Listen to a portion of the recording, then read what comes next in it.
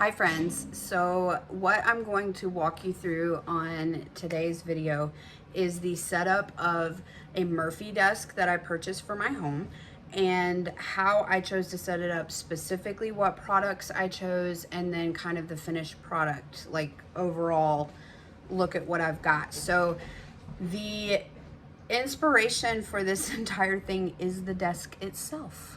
I found this desk at a sort of like a bargain overstock place near where I live, and I actually think that this could be an antique because I can't find anything like it online, and I've searched and searched, and it was covered in dust. Like, it kind of reminded me of something that you would have pulled out of like an old like warehouse or auto shop kind of setup. So it could exist elsewhere. I just haven't been able to find it. Now, I will say you can go on Google and you can just type in Murphy desk, M-U-R-P-H-Y desk. You can probably hear on YouTube, see so many creators showcasing Murphy desks. And the plus side and the draw for me personally, apart from the just overall aesthetic, our home, we are trying to transition away from farmhouse and more to rustic industrial. And so automatically the fact that it looks like an old locker, sold, done. That had me immediately. Then it was a little tricky figuring out where to put it in our home. We do have a smaller home, and so it was solving a problem for me. I needed a place where I could do art, where I could create, and then I could literally close the door on it. So that my son wouldn't be able to get into it. He is definitely on the move a whole lot faster than I thought he would be. And so I need things out of reach for him, and also just so I can close it and put it away, and then the space feels cleaner. I am moving from maximalism to functionalism. I'm not a minimalist. I tried that for about 5 minutes. It didn't work. But I do struggle with attention deficit disorder. I have had that diagnosed my entire life. I think I was diagnosed in 10th grade, I think. So I have to be very aware of the space around me, and my home currently looks like a tornado went through it. This background is very strategic, very strategic.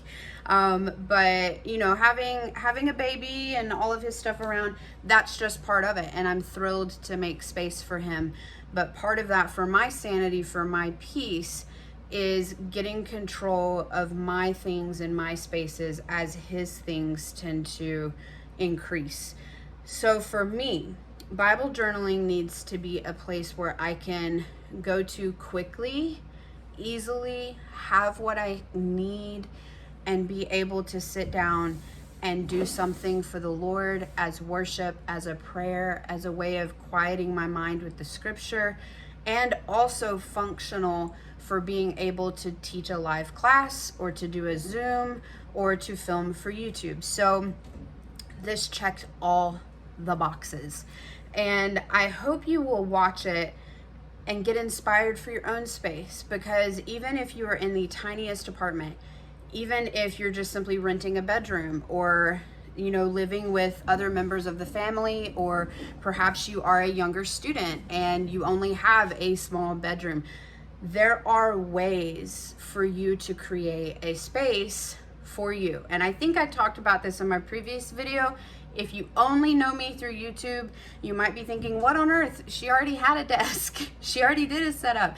And I did, but my son is, like I said, on the move much faster, and things were too close in reach for him.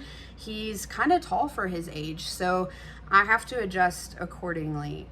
So this solved a problem.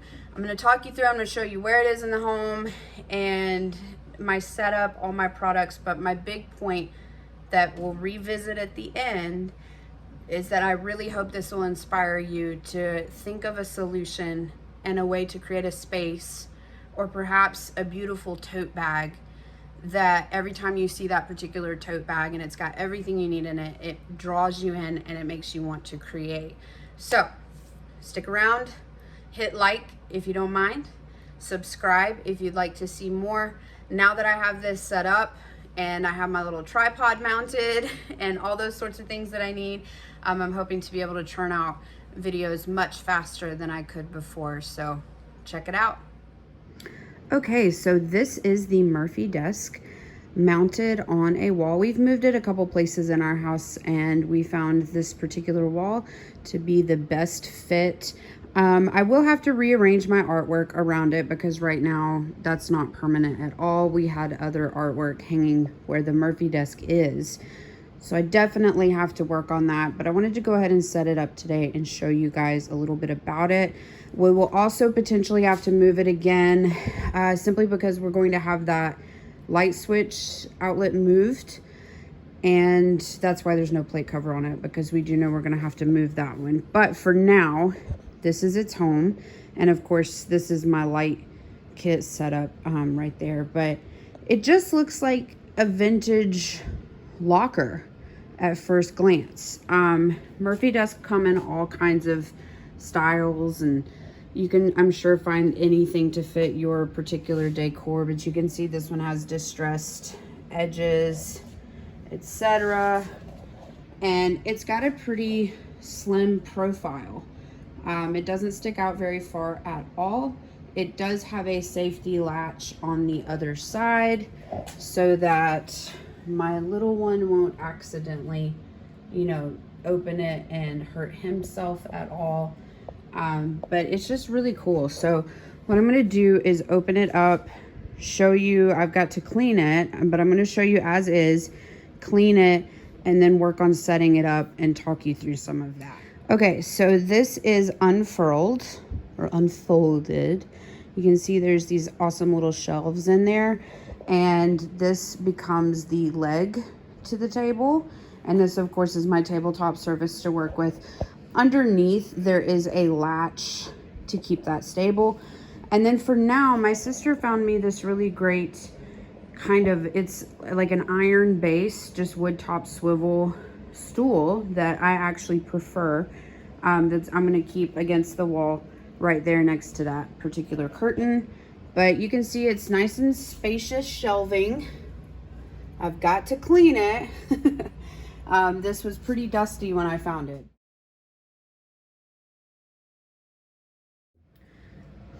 Okay, so far so good. This is not necessarily how I'm keeping it, because I needed to kind of clear my surface space so that I would know for sure how much room I have to work with. And so one thing I do want to point out to you guys is, if you are needing to store a lot of journaling Bibles, like a lot, you may want to be super specific with a Murphy desk in terms of the measurements. The depth specifically, because while I probably could make it happen by stacking the Bibles this way, it's going to be a tight fit. Now, I am currently restricting myself to working out of just 2 journaling Bibles at a time. This one is my OG Bible, my very first journaling Bible. I do like to keep it handy. But it is a little bit smaller than the other ones. So I believe this one would actually fit perfectly fine and be able to close. I just like to keep it handy as really nostalgia more than anything, but also to look back at past things I've done. So if you are someone that is wanting to keep, like, you know, 5 or 6 journaling Bibles, a Murphy desk might not be for you.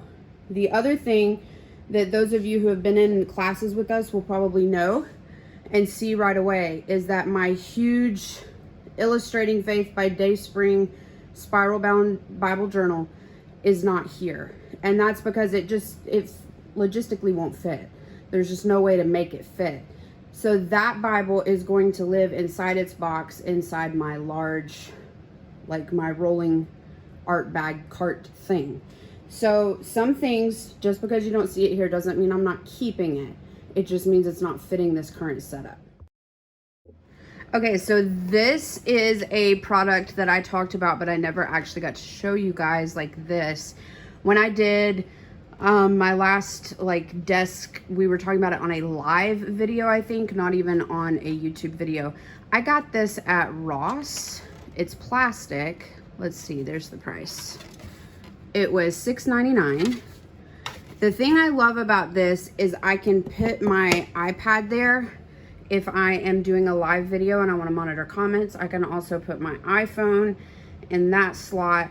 Plus there's all of these like extra pen holder, extra slots. And on my last desk, I stacked notebooks under here. Here's the problem. As you can probably guess, there's not really anywhere for me to put it. Now I could store it like this, and I may just do it kind of like that and tuck things behind it. And then when I am ready to film or go live, unfold the desk, set this out, put my iPad up, and I'm able to monitor comments, etc. if I'm going live. My other option is just to keep this in my rolling bag. For now, I'm gonna set it right here while we're still organizing, and we're gonna see how it ends up. Now, one thing that is very important to me when I'm setting up any kind of a space is for it to be aesthetically pleasing. So I want it to be a space where I actually want to come sit down and create. And I also want it to be stress-free.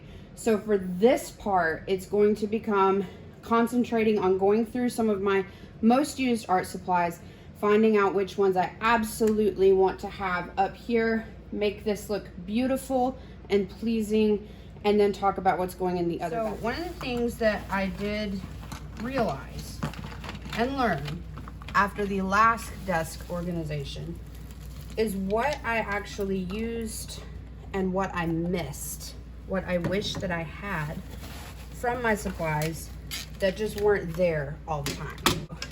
And I am a believer that whether you are going to be working with a small tote bag or an entire room, a closet, a desk like this, whatever your situation may be, where you get to create and do Bible journaling and Bible art and worship art and prophetic art, it needs to be tailored to you and something that's going to work for you. So I'm just showing you this process. Okay, this little guy is a ring light. It's actually meant for selfies, but I do keep it handy usually because the only thing I really film, I don't do much like selfies or things like that. So the only thing I really film is going to be art video based. So if my lighting kit isn't handy, or if I am just needing a little extra, I keep this. It's like $12. But this is something that I don't necessarily need to see or have available, so I'm gonna set it aside. Now I have a lot of cup holders, wow. Pen holders and cups to hold pens. And I also have this sort of travel kit. This actually goes with me a lot of places. One of my journals is missing. It's the one that I take with me to church for Bible study and note taking, and it's actually in the diaper bag. So this I'm actually going to keep out and keep aside because it's probably going to live in the diaper bag or my purse. Now, hair tie, stuff like this is just clutter that had ended up on the previous desk. I'm gonna go ahead and tidy it away, move it out of my way. Okay, the journals, I'll show you the shelf in just a moment. You saw it before, but I'll talk to you more about it. But the Artist Loft, the Lectern, and the Moleskine journals fit perfectly. This one here is the book that I use for planning out lessons that I'm going to teach in person, either in Hickson or at the other church I teach at. This is the book that I use for those planning sessions. So this is honestly something that needs to stay out and readily available right alongside my planner, right alongside whatever I'm carrying with me to church. I have to grab and reference this for whatever lesson I'm teaching or Maria's teaching, or when I have an idea, I can jot this down really quick. Now, if I wanted to, I can just tuck it in that little shelf, and there, it's out of the way. All right, talking about supplies used versus supplies missed. Acrylics are honestly probably my first love when it comes to art. I love acrylics. I think they're beautiful. And I think they're easy. So I think they're a great place for beginners. However, my acrylics currently are in big tubes, so they're not conducive for a space like this. Again, that's something that's gonna have to live in the rolling cart, or I'm considering getting little bottles that they sell at Michael's where I can just dispense some into a little bottle and then keep a collection here in the desk. That said, after my last desk setup, there were some things that I gravitated to and I pulled from constantly, and there were some things that I didn't, even when it was acrylic. So something that I'm actually sad to say I did not reach for often were my Prismacolor pencils. These are my favorite colored pencils. I've tried other brands. I've not enjoyed them as much. These are my absolute fave and my go-to. Now, that being said, I didn't use them. So here's where I have to start making the tough decision. Do I give them a space still? Because they are my favorite colored pencils.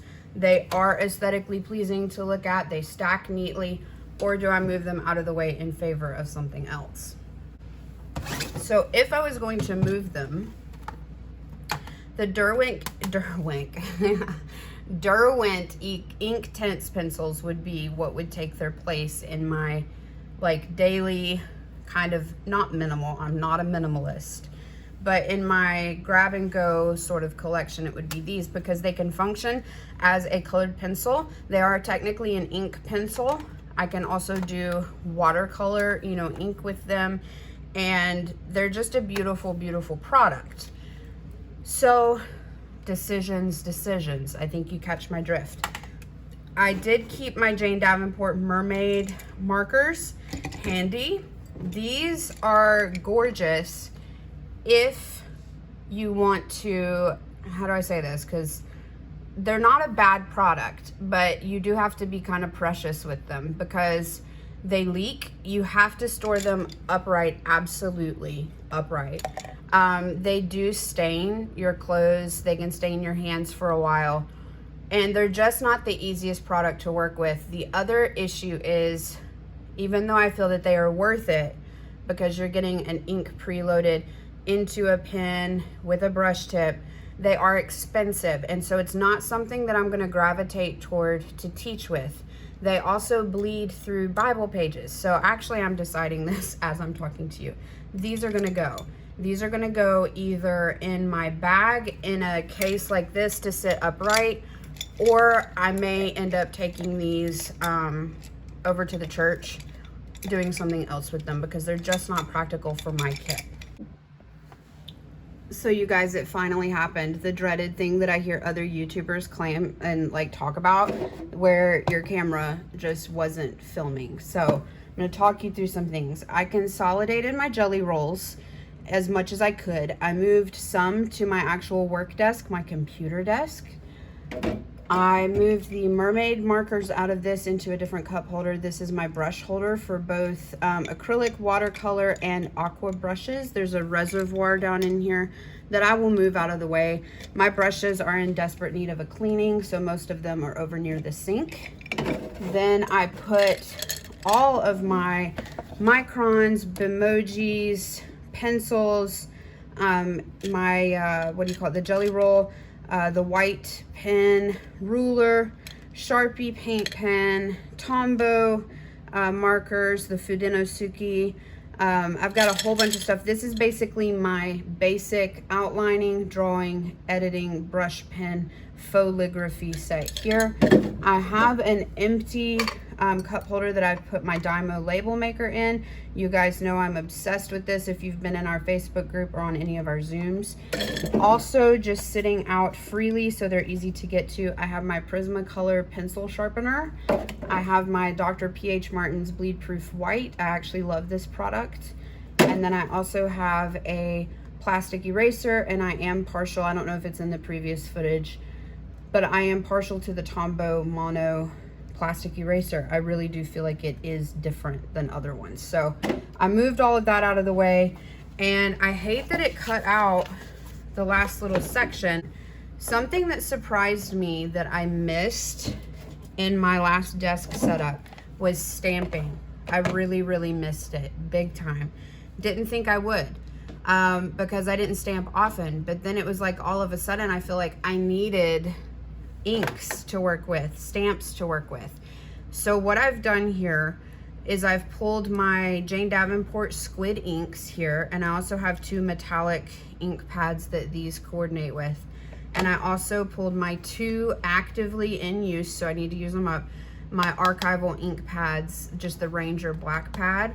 And I've created a space on one of these shelves for these products because I want to be able to use them. Now, I've got to find my acrylic stamps. I am missing those, and I have no idea where they are. I had them in a nice little binder, so I've got to locate those. We were talking about paints before the camera so rudely cut and deleted everything that I was saying. But we were talking about these Kuretake Gansai Tambi watercolors. Maria graciously gifted me this full set. I'm obsessed. I love it. I originally bought a mini set off of Amazon. This one can hold 9 paint pans, and I just emptied it out. I'm keeping my Starry Colors set as is in its packaging, but I am going to create a custom palette for myself. And basically how I'm gonna do this, originally I was gonna time lapse it, but since we lost other footage, I'm gonna talk you through it. Essentially what I'm gonna do is pull colors that inspire me. It's May, so I'm feeling maybe some summer colors that I'm just like bam drawn to, and see if I can't create a really fun palette here. And this is something I like to do with any product. I love pulling the things that just automatically speak to me first and actually creating a whole palette out of that. I automatically know I'm not going to try to keep a metallic in here because I'm going to keep my Starry Colors. So let me go ahead and just slide that in. I know that's not where it's supposed to be, but it'll be okay right there. These 2, I believe, are the same, and I really like them. It's the number 40, so I'm going to keep the one that I already dipped into. I put this there. All right, let's see. Looking here, I've obviously got like this very acidic kind of theme going. That's what I think when I look at it, acidic. I am gonna put an orange in, even though I could blend and make orange. I'm gonna go ahead and throw that in. Almost like a very 60s, 70s inspired palette. Do I like that one there? Not as much. I have actually been overall into the vibes of the 60s and 70s, so I'm not super surprised that this is what I'm gravitating to.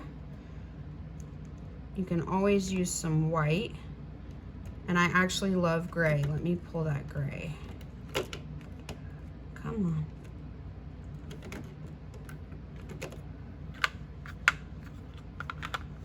See that right there? I already just love that combination. All right, let's see. Trying to look a little bit without so much glare. I am going to put white in here, if it will go.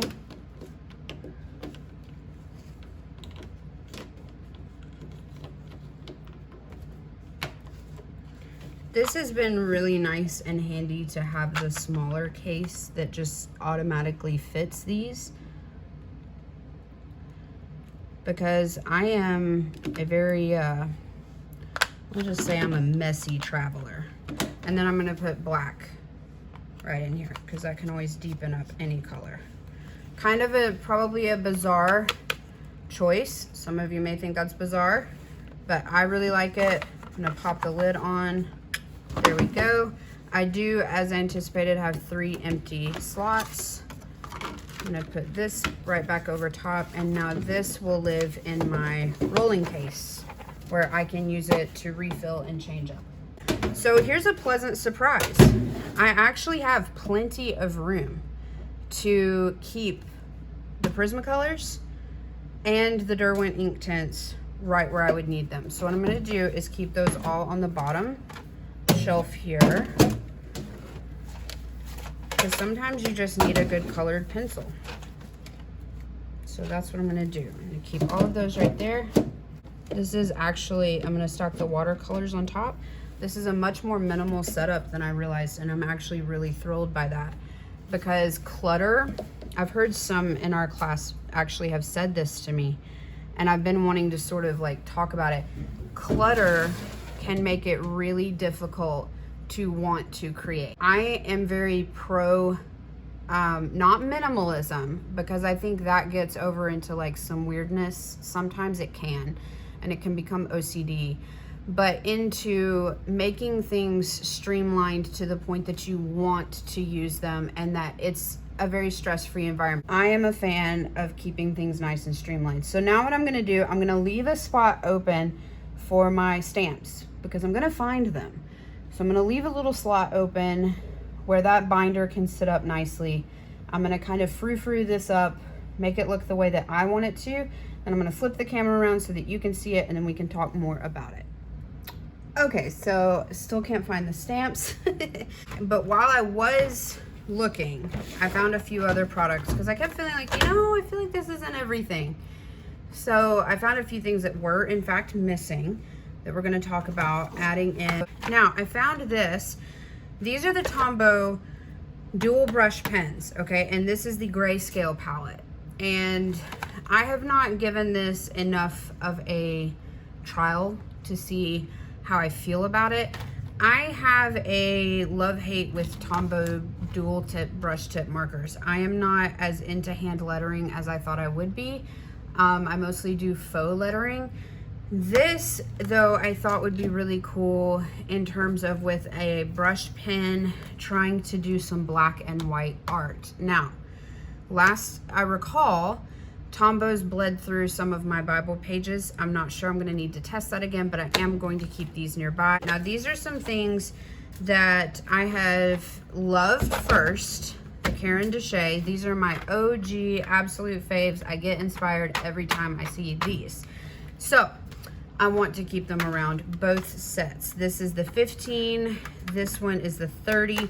I have used and loved the 15 ever since the first day I got it. I need to clean the cases. It looks like I might be missing a pastel that I'm gonna have to track down. But I'm going to find a spot for these up here and try to get back to using them as well. I do genuinely love them. These are the Jane Davenport color sticks. They remind me of gelatos, and I didn't get on very well with gelatos. When I initially bought these, I was drawn to the fact that they had a finer tip to them, but I just didn't play with them enough. I'm going to set them up here, see if I do play with them. If I do, awesome. I will report back. If I don't, then these would be going in the pile of to the church for like our extras supplies for, you know, maybe some kids may want to play, things like that. And then these are the Strathmore, I say these, I've only got one up here. The Strathmore hardcover watercolor books that I love, love, love, love, love. I need some more. This is one of my favorite little watercolors I've ever done. It's a prophetic watercolor. But I've got a lot of empty space in here, so I wanted to pull this to keep this out. So now I'm going to fit these things on here, and I may still leave a place for the binder of stamps, and we'll talk about that anyways. All right, now we're gonna time lapse. This makes me very, very happy. I feel like I could easily take a picture and have this as like a thumbnail or a background to something. I am very inspired when I look at it, and there's still room, like I said, for the binder of my stamps. So up top, just taking you through it, I've got my Kuretake Gansai Tambi watercolors on the left. Oh, my hand looks huge. That's hilarious. Okay, so Kuretake Gansai Tambi, Caran d'Ache. Brushes right there. I've got my larger kit, Caran d'Ache, made like a nice little backdrop for that shelf. I've got my primary editing pens, pencils, all of that, and I've got an empty one for the brushes that are being cleaned. Right here on this shelf, I have all of my Artist Loft, Lectern, is it Lectern? I think that's how you say it, and Moleskine journals right there, as well as a couple of kind of novelty journals up on the side. And then on the very top, I have the scratch paper that I use, and then underneath is that Strathmore watercolor journal. Over here, I have my two primary journaling Bibles, both sizes there. The one in the back is interleaved. The one in the front is the margin size. Down here, I have my squid inks. I have inks behind the squid inks as well. My Jelly Rolls, my bleed proof white. Over here, I put the grayscale markers and the Jane Davenport product, and then there's space here for that stamp binder once I find it. And then over here, I have my Derwent ink tints, my Prismacolor Premier pencils, my Dymo label maker, and then you can't see it because it blends in, it's black, but my pencil sharpener and my eraser right there. The only thing that currently is not in here, but could be if I so choose, is my original journaling Bible. So until I find the stamp binder, that's where that is going to live. And then my planner art journal is needing to live with my actual planner. And of course you see my lighting kit there on the side. So that was actually a quick process, and I'm really pleased with it. I'm excited to give it a go and to see how creating works out. So thanks for watching. I made you a couple of like overshots or something to give you a closer view, but I really just hope that this inspires you with your space, because no matter how small of a home you're in, there is a way to create a space to create. Okay, so if you're on Facebook watching, let me know in the comments what you think. I don't yet have commenting turned on YouTube, just because I'm not sure how to balance my time checking back and forth, and I don't want anyone to feel ignored in that sense. But let me know what you think of the desk. Let me know if it inspires you. I know someone in our group before, my sweet friend Angela, felt inspired the last time to set up her own space for creativity. I would love for you to share if you work on your space. If you are someone who struggles with that overstimulation of, I've got too many products, I've got too many choices to make. My husband calls it analysis paralysis, and I love that because that happens to me. If you're feeling that way, literally sit down and just make some instant flash decisions. Sit down, pick your, if you have more than one journaling Bible, sit down, put them in front of you, grab the one that you're more drawn to and say, okay, the others I'm going to put on a bookshelf, or if they're completely unused, I may gift it to someone who maybe doesn't have one, but I'm going to go with the one that I'm drawn to first. And if it's, you know, your various supplies, if it is just watercolor that you love, put your watercolors in your tote. If you're not trying to teach or expand for other people's exposure to other products, if it really is just for you and the Lord, only use the things that you love. I used to feel like, okay, if I bought, I'll give you the example of gelatos, okay? If I bought gelatos, and boy did I ever buy gelatos, I bought a lot of them and I used them, but as I mentioned previously, it's not love. It's not love for me. So what I ended up doing instead, I took the gelatos and put it in the church cabinet so that it's there for other students to try and for them to sample the product. So if that's your situation, if your church has like an art supply closet, you can always donate there. Schools, you can reach out to teachers, see if they need. But my point being, this is supposed to be a beautiful time of expression of worship to the Lord, meditation on scripture, prayer, your spirit, communing with God while you create. Don't force yourself to use stuff that you don't enjoy, because then you're not going to feel compelled to sit down and do it. So anyways, that's my spiel on that. I'm hoping I can find my stamp set. I'm hoping I can. If I do, I'm sure you'll see it in the future, but I hope this inspired you. I hope you enjoyed it, and I look forward to meeting again with you soon. Thanks so much for watching.